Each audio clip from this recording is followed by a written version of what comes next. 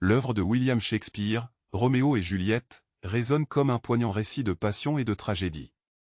Au cœur de la cité médiévale de Vérone, autrefois resplendissante, mais désormais ensanglantée par une vendetta ancestrale, entre les familles Montaigu et Capulet, se déroule une tragédie romantique. Un fils du clan Montaigu, et une héritière des Capulet, se retrouvent pris dans une passion interdite, qui liera leur destin pour l'éternité.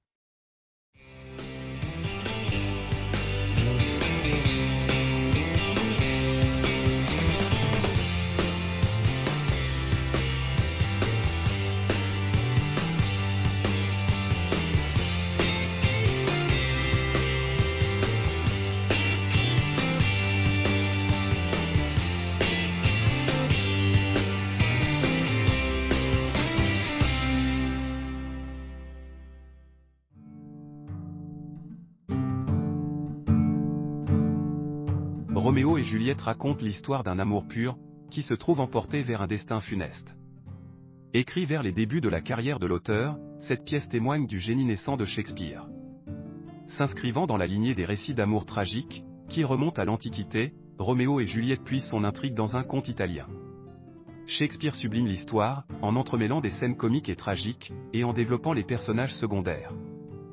Chaque protagoniste est doté d'un caractère unique, évoluant au fil de l'histoire. Rédigée probablement entre 1591 et 1595, la pièce est d'abord publiée en 1597, dans une édition de mauvaise qualité, avant d'être retravaillée dans des éditions ultérieures, respectant davantage la vision originale de l'auteur. Voici donc l'histoire de Roméo et Juliette, une histoire qui s'est affranchie du temps, et qui a captivé les cœurs et les esprits à travers les générations. Vérone, un joyau de l'art et de la culture, est le théâtre d'affrontements incessants, entre les féroces Montaigu et les orgueilleux Capulet, deux dynasties rivales au cœur d'une vendetta séculaire. Le destin croise les chemins de Roméo Montaigu et Juliette Capulet, lors d'un bal masqué fastueux donné par les Capulet. Roméo franchit le seuil du bal des Capulet, masqué et entouré de deux fidèles compagnons. Tels des ombres silencieuses, il se faufile parmi les convives, ignorant les murmures de haine qui les entourent. Lorsque les yeux de Roméo rencontrent la grâce inégalée de Juliette à travers le dédale de masques et d'intrigues, il en tombe instantanément amoureux, et un lien se crée entre eux, échappant aux contraintes de la haine familiale. Le destin vient de sceller leurs âmes dans un amour enflammé. Un coup de foudre réciproque illumine leur cœur et les étreintes passionnées se mêlent au bal. Dans l'obscurité de la nuit, Roméo défie la haine qui oppose les deux familles, et pénètre le jardin des Capulet. Là, au clair de lune, Juliette, croyant être seule, se laisse aller à l'écho de ses sentiments. De son balcon, elle proclame un amour sincère, un hymne à leur passion naissante. Les mots de Juliette suscitent le courage de Roméo, qui se révèle à elle, confessant son amour avec une ardeur brûlante. La rivalité séculaire, qui dévore les familles n'est plus qu'une ombre face à l'éclat de leur amour.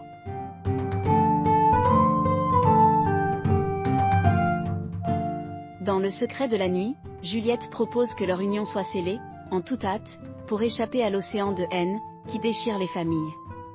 Frère Laurent, sage confident et témoin de leur serment, célèbre en secret leur mariage, rêvant d'une possible réconciliation des familles. Cependant, le destin vient obscurcir leur avenir.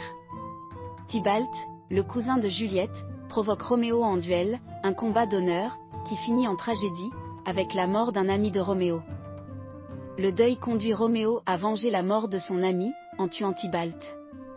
La sentence veut que la mort soit la peine encourue, pour le meurtre de Tybalt. Cependant, grâce à l'intervention de Montaigu père, la vie de Roméo est épargnée, à condition qu'il s'exile loin de Vérone, et de son amour. Dans une étreinte douloureuse, les deux amants passent leur ultime nuit ensemble, avant que Roméo ne parte.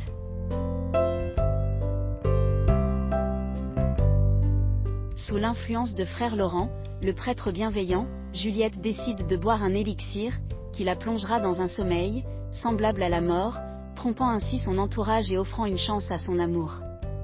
Alors que la nouvelle de sa mort se répand à Vérone, frère Laurent échoue dans sa tentative de prévenir Roméo, car une épidémie de peste empêche son messager de porter sa lettre.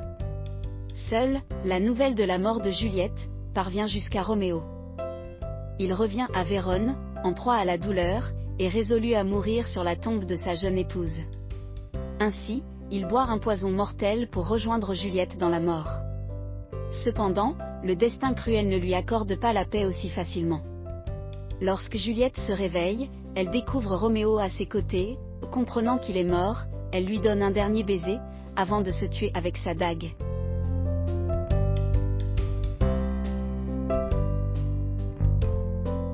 À la fin de la pièce, le rideau tombe sur une scène emplie de douleur et de remords.